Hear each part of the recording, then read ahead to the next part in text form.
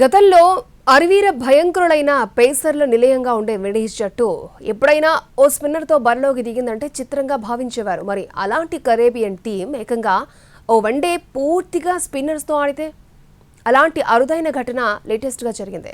బంగ్లాదేశ్తో జరిగిన వన్డే మ్యాచ్లో మొత్తం స్పిన్నర్సే బౌలింగ్ వేశారు.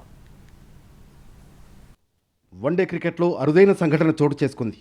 ఓ జట్టు ఒక ఇన్నింగ్స్లో ఏకంగా 50 ఓవర్లు స్పిన్నర్లతోనే బౌలింగ్ చేయించింది.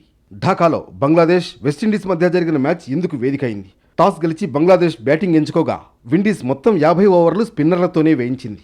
ఇందుకు 5 బౌలర్లనే ఉపయోగించడం విశేషం. దీంతో ఒక వన్డే మ్యాచ్లో అన్ని ఓవర్లను స్పిన్నర్లతోనే బౌలింగ్ చేయించిన తొలి జట్టుగా వెస్టిండీస్ చరిత్ర సృష్టించింది. మరో ఆసక్తికర విషయం ఏంటంటే ఈ మ్యాచ్లో వెస్టిండీస్ తుది జట్టులో ఆల్రౌండర్ జస్టిన్ గ్రీవ్స్ ఒక్కడే చెప్పుకోదగ్గ పేసర్. అతడి సేవలను వెస్టిండీస్ కెప్టెన్ షై హోప్ ఉపయోగించుకోలేదు. బంగ్లా నిర్ణీత 50 ఓవర్లలో 7 వికెట్ల నష్టానికి 213 పరుగులు చేసింది. Part time spinner Alik Athanaze 10 ఓవర్లు వేసి 14 పరుగులిచ్చి 2 వికెట్లు తీశాడు. బంగ్లాదేశ్ 50 ఓవర్లలో 9 వికెట్ల నష్టానికి 213 పరుగులు చేసింది. ఆఖరి ఓవర్లో విండీస్ విజయానికి 5 పరుగులే అవసరం కాగా తొలి 4 బంతుల్లో 2 సింగిల్స్ వచ్చాయి. 5వ బంతికి వికెట్ పడడంతో చివరి బంతికి వెస్టిండీస్ గెలవడానికి 3 పరుగులు అవసరమయ్యాయి. ఆఖరి బంతికి 2 రన్స్ రావడంతో స్కోర్లు సమమయ్యాయి.